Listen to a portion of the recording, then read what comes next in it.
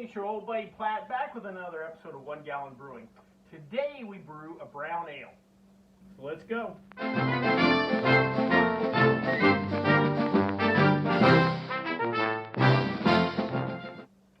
Alright guys, I've been looking forward to this episode for a while. Brown ales are one of my favorite styles of beer. So much so that if I was to start a brewery, it would probably be one of the first 3 to 5 beer styles I would produce. That's how important I think it is. Real quick to go into a little philosophy of craft beer. I feel that it's a craft brewer's responsibility to train and educate people on beer and get them out of that Bud Miller Coors rut that people get into.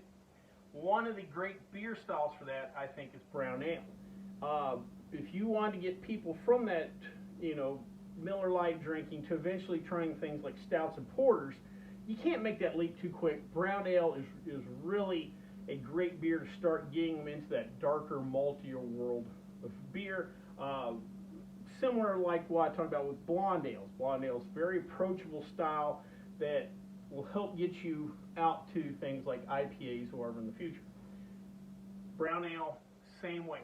It's still, even though we're getting into maltier and a darker beer, a lot of people have kind of preconceived notions about it. Brown ales are still very approachable style of beers. Newcastle being the most popular one out there. It's still a mass market beer, but we get a little color, we get a little more flavor. I love the brown ale, so I'm excited about this project today. Real quick, let's go over the mash bill. For this 1 gallon brew, we have 2 pounds of 2-roll Pale Malt, 4 ounces of Crystal 60 malt, and 2 ounces of Chocolate Malt. Now, when I say chocolate malt, don't think of milk chocolate. Think more of a dark chocolate. Those are the kind of flavors you're going to get. You may even get a little coffee or espresso. With just a couple ounces reusing it, it won't be a predominant flavor, but you will start to notice these when we get darker beer. So again, that's why it's kind of an important style. Hops wise, not a real big hop presence in these beers, though there is balance.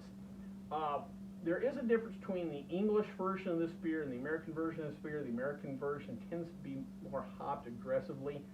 The particular beer we're doing today kind of sits in the middle. We're using an American hop, Willamette, but we're not going to have as many IBUs as a traditional American style brown ale. Will be closer to the English style brown ale, so we're kind of somewhere in between.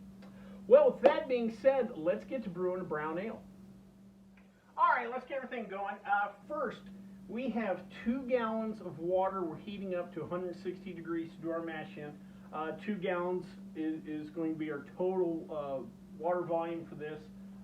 You see we've got our bags. We're going to use the brew in the bag method again. Just saves us a lot of time. Also, at this point, you want to get your fermenter and all your airlock, everything sanitizing. If you have yeast that you refrigerated, you want to make sure to get it out. They'll have time to acclimate to room temperature before you pitch. And make sure you've already got all your grains crushed. So I got that ready to go. So with that being said, let's get our water up to 160 degrees and we'll come back to mash in.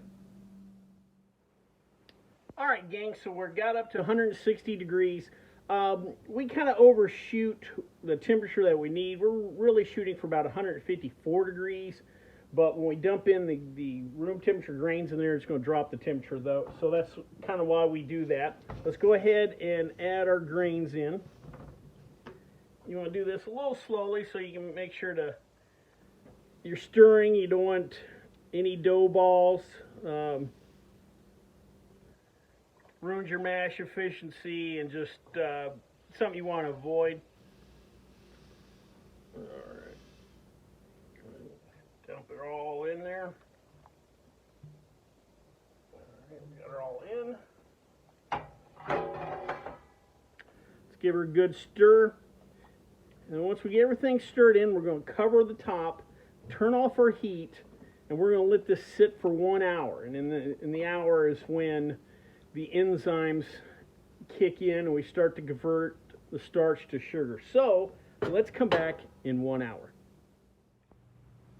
Alright gang, so it's been roughly 1 hour. We're going to go ahead, take our lid off, and we're going to turn the burner back on. Alright, and we're going to bring our temperature up to 170 so we can mash out. So let's get to 170 and we'll come back to strain the grains. Alright guys, so we got our temperature up to 170. We're mashing out now, and time to strain the grains. Again, this is one of the best parts, if not the best part, about the brew in the bag method. One of the things you may notice real quickly, just in doing this, you can tell the bag's darker, the grain, the liquid's even darker. Just a little bit of that chocolate malt really makes a difference. Alright, let me slide our strainer in there. Alright, we're going to let this sit for a couple of minutes, let the grains dry out, and then we'll come back to go ahead. We'll bring this up to a boil and we'll start our 60-minute boil. Alright gang, so we've just started the boil. I always bring this up each video, but you can see you're starting to get a little boil effect. You want to make sure you have plenty of headspace. Once you get a little boil over, if you'll just give her a little stir, that kind of helps you avoid any boil over. Also, you could spray with a little mister bottle. But anyway, we got our boil going, and now we're going to add our first hop addition. And this is the only hop addition we're going to do. 5.6 grams of Willamette hops at the start of our boil. We'll give her a stir, void the boil over. And like I said, this is our only hop addition. We'll come back at the 15-minute point and add our Whirlfloc Tablet. Alright gang, so we have about 15 minutes left in the boil, and I'm going to add a quarter of what's called a Whirlfloc Tablet. For those of you that aren't familiar with a Whirlfloc Tablet, basically it works on the proteins in the beer, and it helps make your beer clear.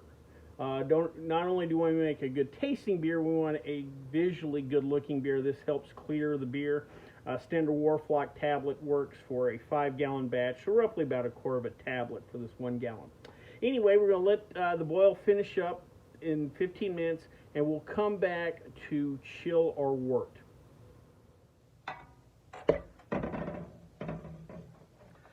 Alright gang, so it's been about an hour. Our boil's finished. Now it's time to get our ice bath situated for our beer. One quick trick I always talk about in doing these videos is if while you're chilling your wort, you give it a good stir. This helps for a couple of reasons. A, it's going to help get the temperature down faster, and B, we're going to agitate your wort or your beer and add a little oxygen to it. That's going to make the environment better for the yeast and just really help during fermentation. So let me get this cooled down. We'll get it to pitching temperature. We'll pitch and we'll come back to wrap up. Alright gang, real quick to wrap up. We've cooled our wort down. I pitched the yeast, has everything in our fermenter. Real quick, I just want to point out we only used a couple of ounces of chocolate malt, but look how dark that is. I mean, we have a nice dark brown. That is a brown ale for sure. It's something you're going to notice when we start doing darker, maltier beers, your stouts, your porters and stuff, how little of that dark malt is needed to adjust the color. And when we do, get around to our tastings, then we'll taste how that also affects how that little, just a couple of ounces of that chocolate malt also affects the flavor. So it'll be very interesting to see. Real quick, I pitched the yeast roughly 2 to 3 grams for a gallon batch, is about right. I utilized the Mangrove Jack Kviek Yeast. It's still hot out here in Vegas when I'm shooting this video. I'm going to utilize the Kviek Yeast till it cools down. Now, if you're not brewing beer in a desert like I do, and have a little cooler temperatures or standardized temperatures, you can always go with the Saf Ale USO5, just a good standard clean ale yeast. Or if you're wanting to do something more kind of traditional English style, ale yeast or whatever, it's just a Nottingham yeast. I've used this on several different beers, pale ale, stuff like that. Just a real good, highly flocculent yeast. The like White Labs and Y Yeast and stuff, there are brown ale yeast available. So this is a perfect style. Might want to play around with the yeast a little bit, especially if you're kind of thinking the classic kind of Newcastle British style brown ales. Play around with yeast, kind of like the Nottingham yeast. Real quick, let's jump in the numbers. This recipe was 2 pounds of 2-row Pale Malt, 4 ounces of Crystal 60 Malt, 2 ounces of Chocolate Malt. We did a 60-minute boil. We only did 1 hop addition of Willamette Hops at the start of the boil. Add a Whirlfloc Tablet to clean, to help clear the beer. This recipe projects out to 1056 on the original gravity. Final gravity projects 1014 for a projected ABV of 5.5%. I did the gravity reading. We came out 1052. As long as we hit around 1010 ABV wise, we're going to hit the mid fives. We should be just fine. From here, we're going to let this second sit in fermentation or primary fermentation for 2 weeks. We'll rack off into another fermenter, let it sit secondary for 2 weeks. Then we'll bottle. We'll allow bottle condition at room temperature for a week. And in about a month or so, we should have some brown ale ready to go. Well, I hope you liked this video. If you did, please subscribe down below. Also, please like the video because it lets YouTube know we're putting out good content.